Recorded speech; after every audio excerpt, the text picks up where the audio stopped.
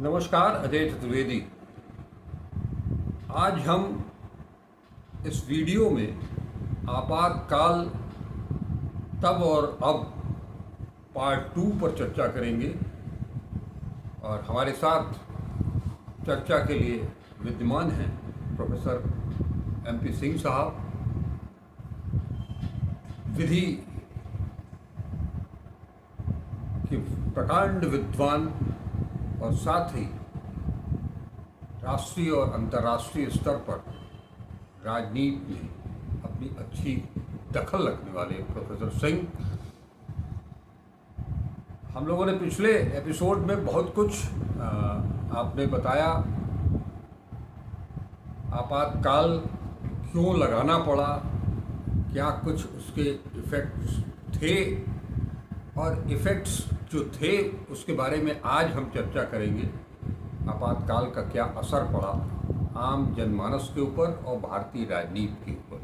तो हम चर्चा को शुरू करते हैं।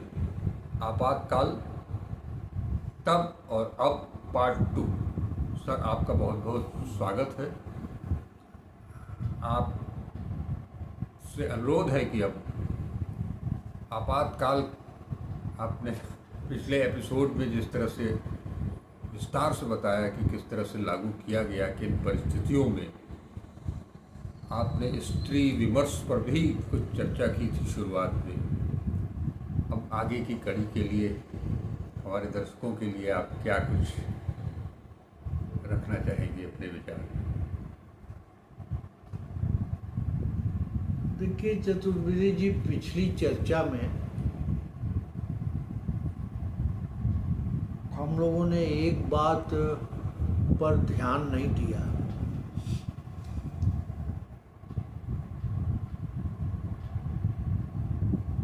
कि 1971 के भारत पाक युद्ध के बाद और उसमें अमेरिकी हस्तक्षेप को बिल्कुल दरकिनार करके श्रीमती इंदिरा गांधी ने पाकिस्तान को 2 टुकड़ों में विभक्त कर दिया और एक नए देश का उद्भव हुआ जिसको हम बांग्लादेश कहते हैं। जी।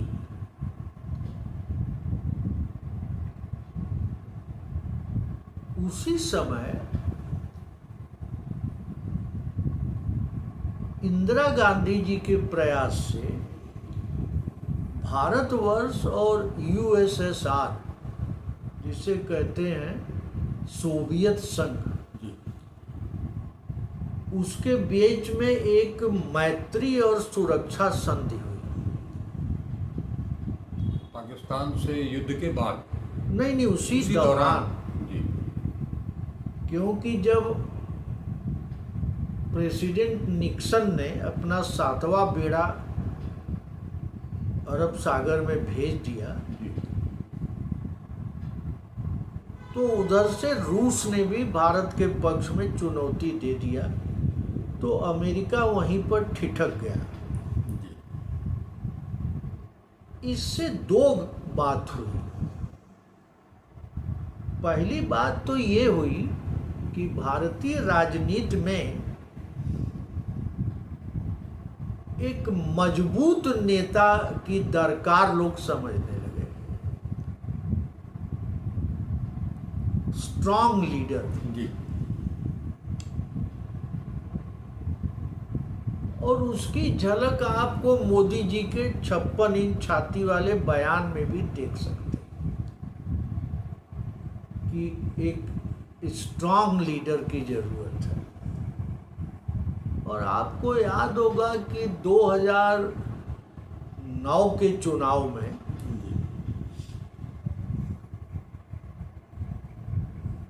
लाल कृष्ण आडवाणी ने चुनाव प्रचार के दौरान यह भाषण देना प्रारंभ किया कि Manmohan Singh is the weakest prime minister of India.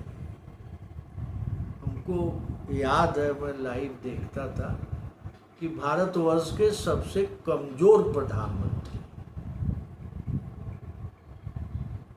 और वहीं से मोदी जी को एक हिंट मिल गया कि हमको एक स्ट्रॉन्ग लीडर या मजबूत नेता की छवि गढ़ना चाहिए। दूसरी महत्वपूर्ण बात ये हुई कि रूस से संधि के बाद हमारा जो विश्वास गुट निरपेक्षता में था जी। वो लगभग बिखर गया। एक पक्ष के साथ नहीं, इसलिए कि हमने अपने को गुट निरपेक्ष नहीं रखा जी। और उस समय जो बाइपोलर वर्ल्ड था, एक ध्रुव का नेतृत्व अमेरिका के हाथ में था, दूसरे के रसा। सोवियत संघ, रसा नहीं, यूएसएसआर, जी। यूएसएसआर, सोवियत संघ। तो हम दूसरे ध्रुव की तरफ चले गए जी। विशेष परिस्थितियों के कारण या युद्ध की परिस्थितियों और उसमें प्रेसिडेंट निक्सन द्वारा या अमेरिका के द्वारा दी जाने वाली धमकियों के कारण। आप उसको परिस्थिति जन्य भी कह सकते हैं। शायद और कोई विकल्प नहीं था, क्योंकि हमारी सैन्य शक्ति और आर्थिक शक्ति उतनी थी नहीं 1971 में।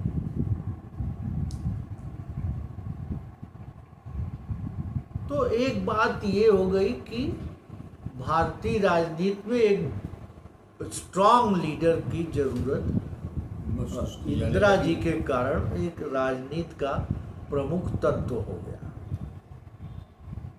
अब अगर हम आगे बढ़ें जी। तो स्ट्रॉन्ग लीडर या मजबूत नेता के कारण पार्टी का महत्व घटने लगा। इसका असर कांग्रेस के संगठन पर बहुत पड़ा कि आप अगर दो प्रमुख दलों की स्थिति को लें जी। तो कांग्रेस के पास आरएसएस जैसा काडर नहीं है और स्ट्रॉन्ग लीडर का पार्टी पे क्या असर होता है। जैसे आप देख रहे होंगे कि वर्तमान समय में मोदी जी के अलावा पार्टी का कोई महत्व ही नहीं है। जी। ठीक बात। सारा चुनाव वही अपने नाम पे लड़ते हैं, लड़वाते हैं, सारी नीति वही तय करते हैं। ये उसका असर अभी तक चला आ रहा है। इमरजेंसी लगने के बाद एक और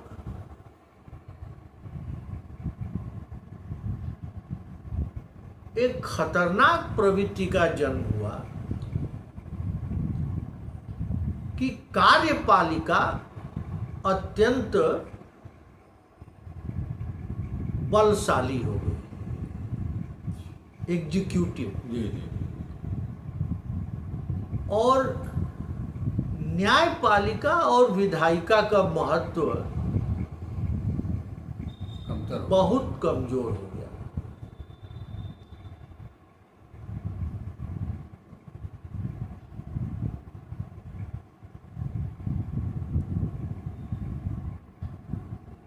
न्यायपालिका की स्थिति को अगर आप लें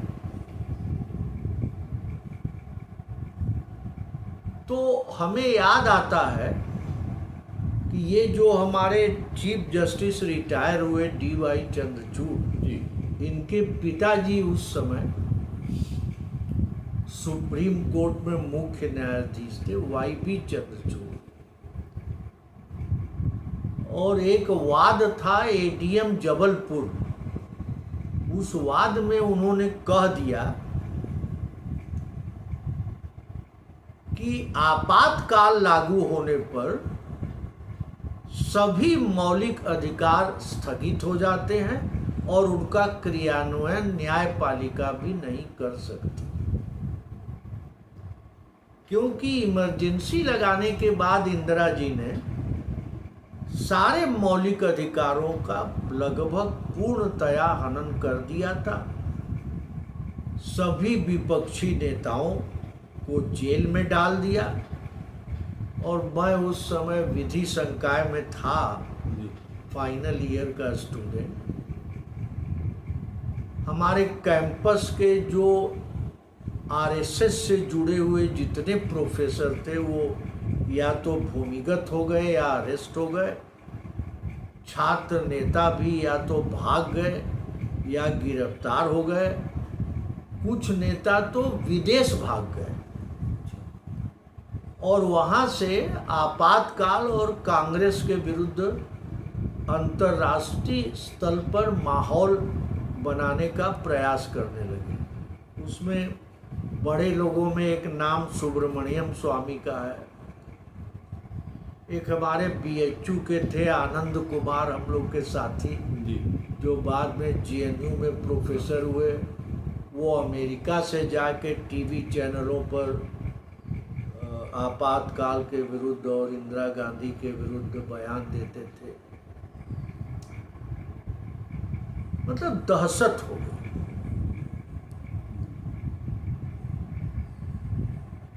अखबारों पर सेंसरशिप लागू हो गया।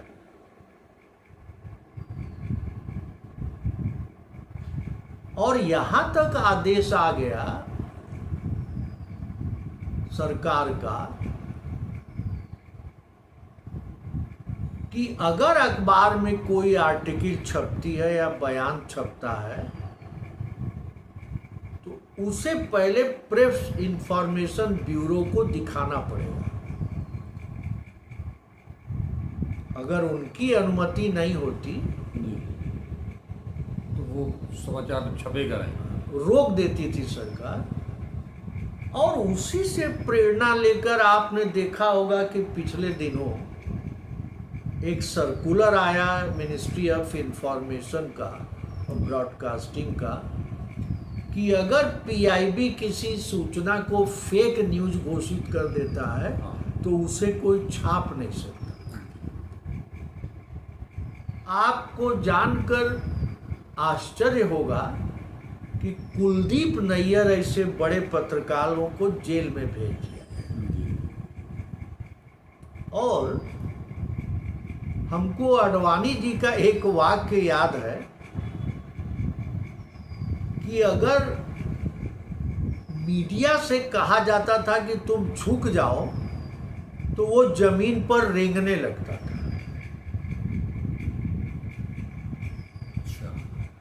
मैं इस बात की चर्चा इसलिए कर रहा हूं कि भारतीय मीडिया का ये चरित्र कोई नया नहीं है। सरकार के समक्ष रेंगने का इनकी प्रतिष्ठा पुरानी है।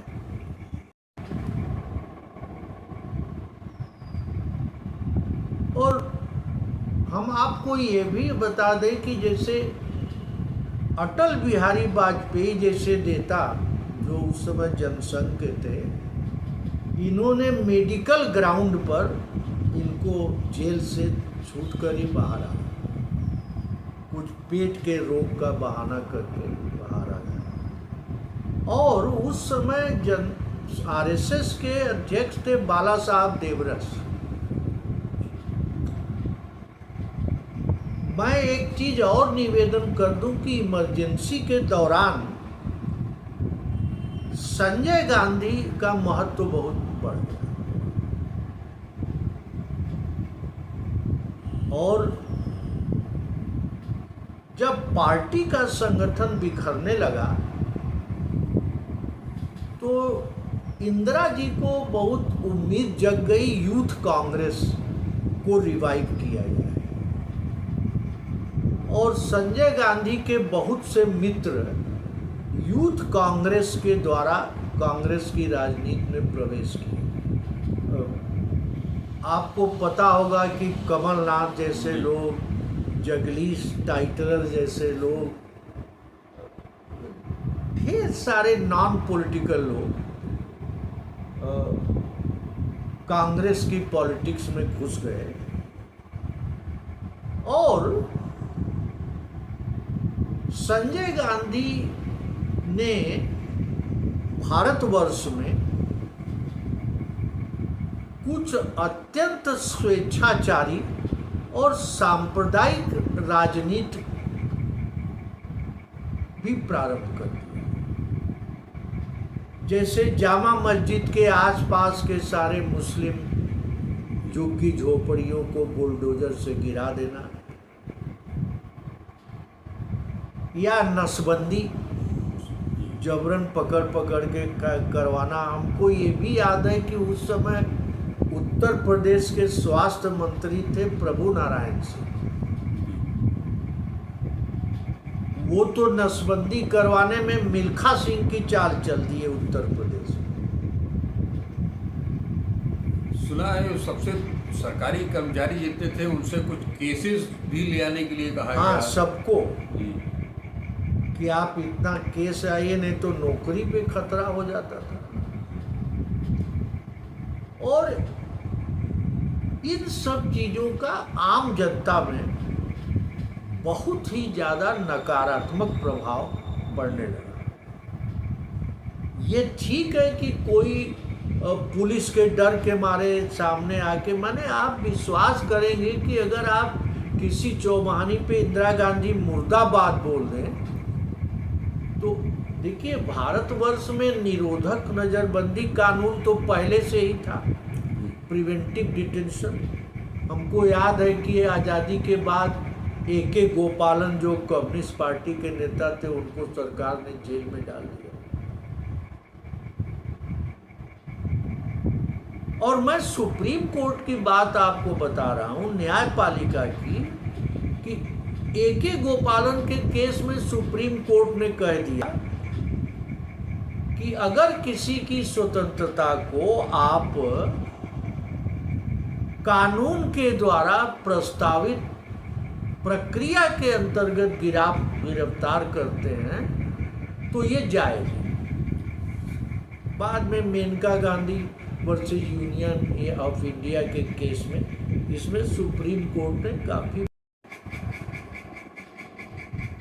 मतलब स्थिति यहाँ तक पहुँच गई कि आरएसएस के उस समय अध्यक्ष थे बाला साहब देवरस।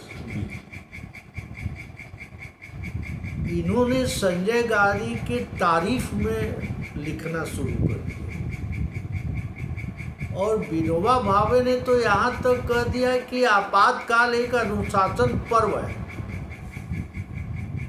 क्योंकि दहशत में ट्रेनें टाइम पे चलने लगी, सरकारी विभागों में भ्रष्टाचार एकदम एकाएक घट गया, लोग समय से आने लगे। हाँ, एकदम टाइम से लोग आने जाने लगे।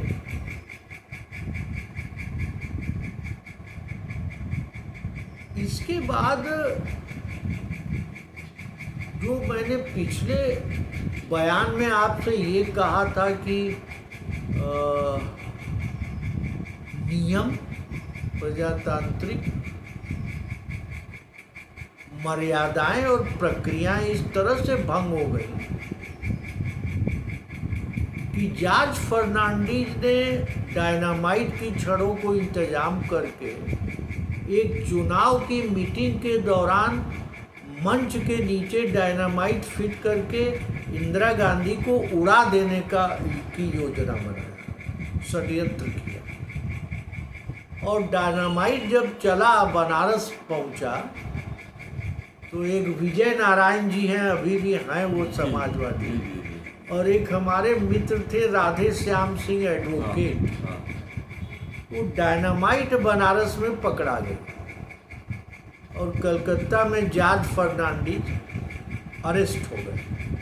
माने आप इस स्थिति को समझिए कि ये लोग हत्या तक करने के लिए उतारू हो गए थे। खैर वो लोग सफल नहीं हो पाए। बाला साहब देवरस ने इंदिरा जी को एक पत्र लिखा कि मैं आपसे मिलना चाहता हूं, और अगर आप आरएसएस और जनसंघ के लोगों को रिहा कर देंगे तो हम लोग आपके प्रयासों की पूरी तरह से सहायता करेंगे।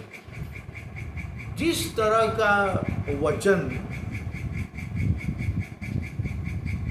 तथाकथित वीर सावरकर ने अंग्रेजों को दिया था, मैं ये कहना चाहता हूं कि ये इन लोगों का चरित्र पुराना है।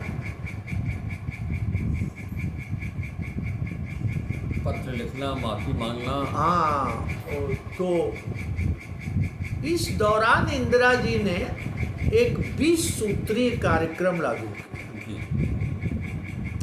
उसके पहले मैं बता दूं कि ट्रेड यूनियन अधिकारों पे पूर्ण प्रतिबंध लग गया, गिरफ्तार हो गए ट्रेड यूनियन लीडर। 20 सूत्रीय कार्यक्रम लागू किया, जिसमें गरीबों और पिछड़े वर्ग के लोगों, दलित, इनके उत्थान के लिए विभिन्न योजनाएं और आर्थिक योजनाएं, सामाजिक योजनाएं, इनका उन्होंने धीरे धीरे क्रियान्वयन प्रारंभ किया, लेकिन उसमें से वो सब कुछ सफलता से हो नहीं पाया।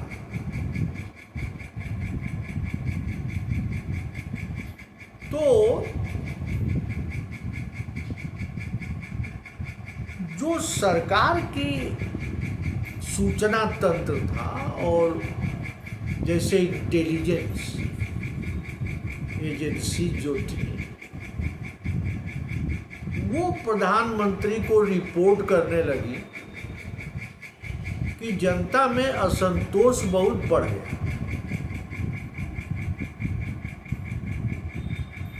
और आपातकाल लगाने का परिणाम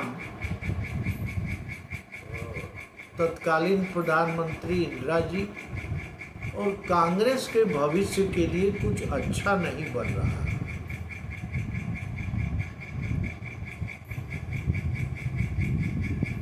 जयप्रकाश जी की भी तबीयत गंभीर हो गई थी, किडनी का डायलिसिस चलता था, वो जेल के बाहर आते थे बीच बीच में डायलिसिस के लिए। तो ये सब परिस्थितियां जब उत्पन्न हुई, खास तौर से स्टरलाइजेशन या नसबंदी, ट्रेड यूनियन पर हमला, उनके अधिकारों पर, प्रेस पर सेंसरशिप, सारे मौलिक अधिकारों का हनन। तो जब उनको ये रिपोर्ट मिलने लगी कि आपकी छवि आम जनता में गिर रही है, तो उन्होंने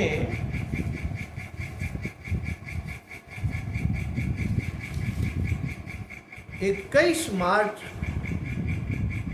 1977 को इमरजेंसी उठा दी। तो मैं इस अपने बयान को यहाँ पर ख़त्म करना चाहता हूँ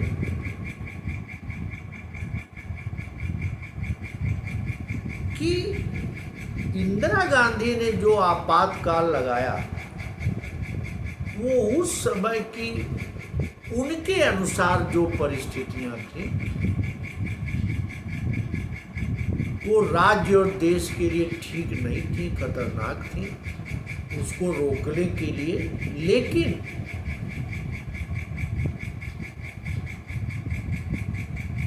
देश में आपातकालीन स्थिति वो अपनी सत्ता के लिए लंबे समय या परमानेंटली नहीं लगाना चाहते थे। और हमको याद है इंग्लैंड गई वो, उनसे एक पत्रकार ने पूछा कि आपने अपने लंबे राजनीतिक जीवन में सबसे बड़ी भूल क्या किया, तो उन्होंने कहा कि इमरजेंसी लगाना। स्वीकार भी किया जी, वो भी इंटरनेशनल मीडिया के साथ, इंग्लैंड में जाके, यूनाइटेड किंगडम में। तो वो ये समझती थी कि ये सही नहीं हो रहा प्रजातंत्र के लिए।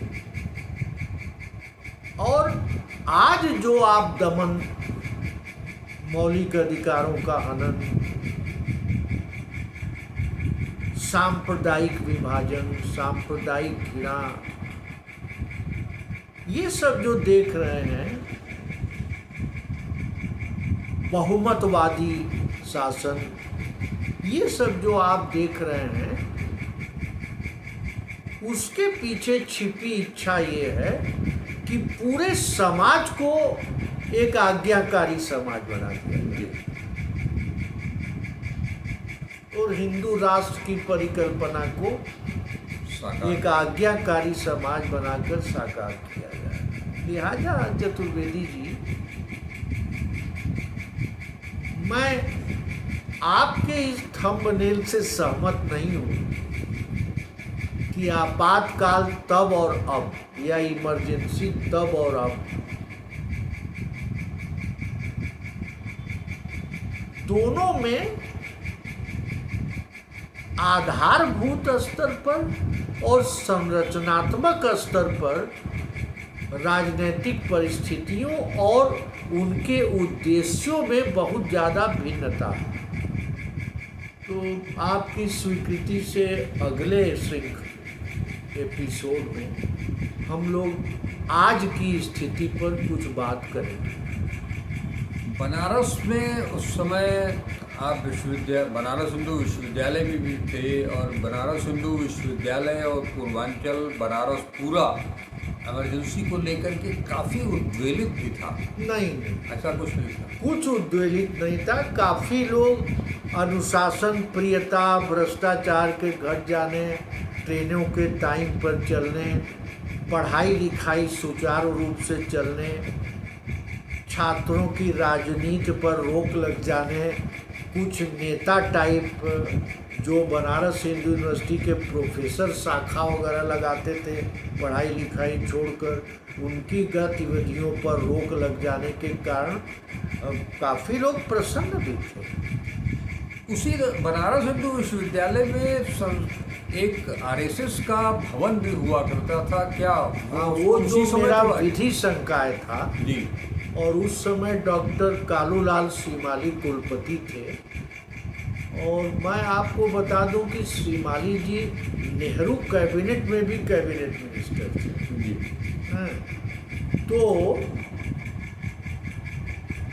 उस समय communist party of India, CPM नहीं, वो कांग्रेस के साथ हो गई थी। तो हमारे ही लॉ कॉलेज के परिसर, भवन के अंदर नहीं, परिसर में एक लंबे बरामदे के साथ 2 कमरे की,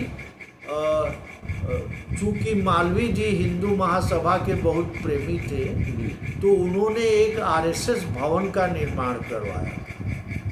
श्रीमाली जी ने इमरजेंसी के दौरान रात में 2500 ट्रक लगाकर उस भवन को तोड़वा दिया। सुबह जब हम 10 बजे कॉलेज गए और वहाँ पर पुराने पेड़ों को मंगवा कर श्रीमाली जी ने लगा दिया। जिसको डिमोलिश किया वहाँ पर पेड़ हरा भरा कर दिया, लॉन लगवा दिया। तो हम ऊपर लाइब्रेरी में गए तो हम देखे कि सारे लाइब्रेरियन खिड़की में खड़ा होकर देख रहे हैं। तो हमने कहा कि भाई क्या तमाशा लगा है? तो कहा कि आपको कुछ दिखाई नहीं पड़ रहा है नया? हम तो नहीं याद आया। तो वो कहे कि आरएसएस भवन रात में गायब हो गया। बाद में काफ़ी मांग भी हो रही है कि आरएसएस भवन को पुनर्स्थापित किया जाए। हाँ, तो इस तरह की गतिविधियां चल रही थी। इंदिरा जी ये तो समझ गई थी कि इस सारे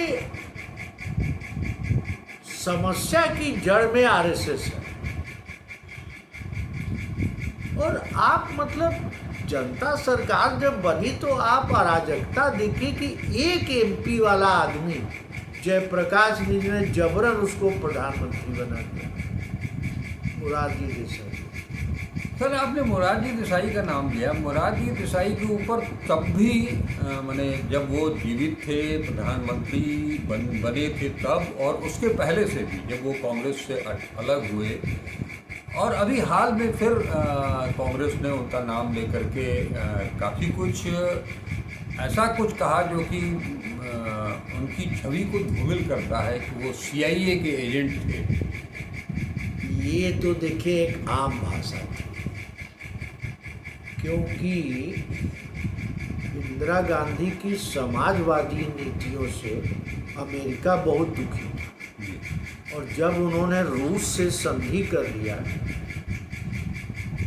1971 के उस युद्ध के पहले, तो इससे अमेरिका बहुत चिढ़ा हुआ था।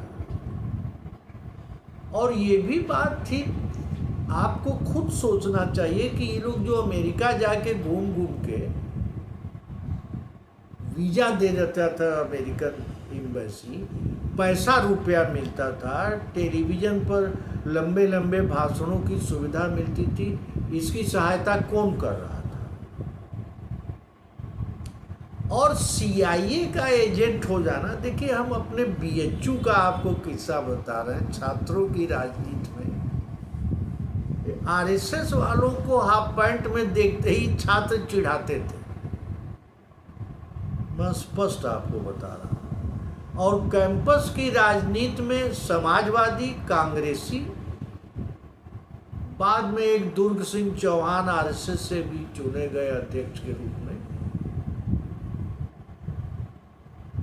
एक उसके पहले सरजीत सिंह डंग हुए थे, सरदार जी, वो बाद में यूपी में PWD मिनिस्टर भी हुए। उस समय एसोसिएशन था, यूनियन नहीं थी उस समय हुए थे। तो एक MP तारा थे, वो जनरल सेक्रेटरी हुए थे छात्र संघ में। ये केदारनाथ सिंह भाजपा वाले, और ये महेंद्र नाथ पांडे जो मिनिस्टर थे, वो वाइस प्रेसिडेंट बने थे। तो इन लोगों की गतिविधियां बढ़ रही थी। और करीब, हमको याद है, कुछ नाम भी याद है, हम आपके चैनल पे नहीं लेंगे, एक 20-25 प्रोफेसर भी खांटी RSS के लोग थे, जो इमरजेंसी के दौरान सब भूमिगत हो गए। तो ये सब गतिविधियां चल रही थी। तो जैसा मैंने कहा कि 21 अगस्त जब इंदिरा जी को ये रिपोर्ट मिलने लगी कि राजनीति में इस तरह के काम का कोई ठीक रिस्पांस नहीं मिल रहा है, और यहाँ की जनता का प्रजातांत्रिक प्रक्रियाओं और मूल्यों में एक आकर्षण है, तो उन्होंने 21 अगस्त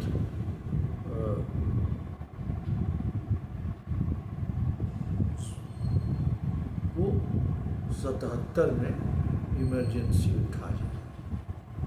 उसके बाद साथ ही उन्होंने चुनाव की घोषणा भी की थी। चुनाव घोषणा कर दी, जिसमें ये सब आ गए, तो बड़े बड़े क्रांतिकारी नेता थे जी। बहुत बहुत मैं एक चीज़ और बता दूं कि इंदिरा जी ने एक maintenance of internal security act लगा दिया। उसके पहले प्रिवेंटिव डिटेंशन था, उसके और उसी दौरान एक लालू की बेटी पैदा हुई, जिसका नाम उन्होंने मीसा भारती रख दिया, क्योंकि वो जेल में थे। आप भी लोकतंत्र सेनानी हैं। नहीं, उस दौरान आप भी एक्टिव थे। नहीं, हम एक्टिव चेतना के धरातल पर थे, क्योंकि मेरे पिताजी प्रजा सोशलिस्ट पार्टी के नेता थे और आचार्य जी के शिष्य थे वो। तो हम लोग वैचारिक धरातल पर थे, लेकिन मेरी पारिवारिक परिस्थितियां अनुकूल नहीं थी, तो मैं सक्रिय भागीदारी नहीं कर पाता था। मैंने जयप्रकाश जी की मीटिंग अटेंड किया लंका पर, चंद्रशेखर जी की मीटिंग अटेंड करते थे, लेकिन कोई पेंशन लेने वाली स्वतंत्रता संग्राम सेनानी की स्थिति नहीं है। जी, बहुत बहुत शुक्रिया सर आपने, और इमरजेंसी की पूरी गाथा एक तरफ से आपने हमारे दर्शकों के लिए सुना दी। जहाँ तक मैं इस बात को समझ पाया कि इमरजेंसी एक तो असंवैधानिक नहीं थी, वो संविधान के अनुच्छेद के तहत थी, 352 के तहत लगाई गई थी। और जो भी उनके तत्कालीन प्रधानमंत्री के उनके दिमाग में जो कुछ भी चल रहा हो देश के लिए अंतर्राष्ट्रीय स्तर पर जो स्थितियां थी उसको लेकर के, लेकिन उसका जो आफ्टर इफेक्ट था वो बहुत कुछ संजय गांधी और उनकी नीतियां जो थी, खास तौर पर वो ज़्यादा बुलडोजर को लेकर के एक पक्षी कार्रवाई, मौलिक अधिकारों का हनन, मौलिक अधिकारों का हनन, मजदूर संगठनों पर रोक लगाना, प्रेस का सेंसरशिप था, और जो नीतियां थी उसमें भी ऊपर से नीचे आते आते जो आपने शुरू में ही बताया कि जो कार्यपालिका थी वो ज़्यादा एग्रेसिव हो गई थी, तो उसका भी काफ़ी कुछ असर पड़ा, जिसका और न्यायपालिका और मीडिया जी रेंगने लगी थी। हाँ, तो अब हम लोग अगले एपिसोड में इमरजेंसी का आफ्टर इफेक्ट क्या रहा पूरे देश में, बनारस में, उस पर कुछ चर्चा करेंगे। नहीं, आफ्टर इफेक्ट की चर्चा हम लोगों ने कर दिया। तो आफ्टर इफेक्ट में तो जनता पार्टी आ गई जी हाँ, और वो देश के लिए एक दुर्भाग्य था। वो तो थोड़े ही दिन में विखंडन हो गया, जी सारी मर्यादाएं तोड़ दी गई, और जयप्रकाश जी ने इंदिरा जी से कम तानाशाही का काम नहीं किया। कोई पार्लियामेंट्री पार्टी की मीटिंग नहीं हुई, किसी पे सहमति नहीं हुई, उन्होंने जबरन मुरारजी भाई को प्रधानमंत्री बनवा दिया, और फिर वो बहुत दिन चल नहीं पाया, फिर चुनाव हुआ, फिर इंदिरा गांधी जीत गई 80 में। तो वो जो एक मर्यादा विहीनता शुरू हो गई, नॉर्मलेसनेस, जी जिसको आप सोशियोलॉजी पढ़े होंगे तो एमिले दुर्खाइम का ही शब्द है, एनोमी, नॉर्मलेसनेस, वो भारतीय राजनीति में घुस गई, और उसने विश्वनाथ प्रताप सिंह ऐसे नेताओं को पैदा कर दिया जो जेबा से हमेशा नाम निकालते थे, भ्रष्टाचारियों, पर्ची निकालते थे। सब चीजें चल रही हैं। लेकिन मैं बहुत ज्यादा गंभीरता से आपसे बात करना चाहता हूं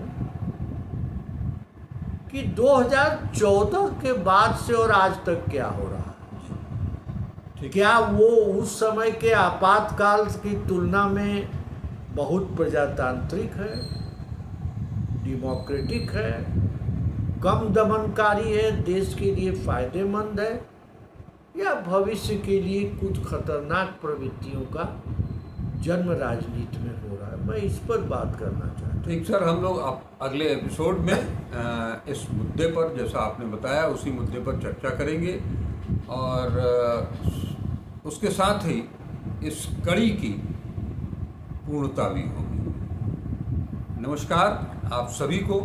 वीडियो आपने देखा, आपको कैसा लगा ज़रूर कमेंट करके बताएंगे, लाइक करेंगे, ज़्यादा से ज़्यादा लोगों तक इस विचार विमर्श को पहुंचाने के लिए आप शेयर करेंगे, और अब तक अगर चैनल को सब्सक्राइब नहीं किया है तो इसे सब्सक्राइब जरूर करेंगे। नमस्कार, अजय चतुर्वेदी।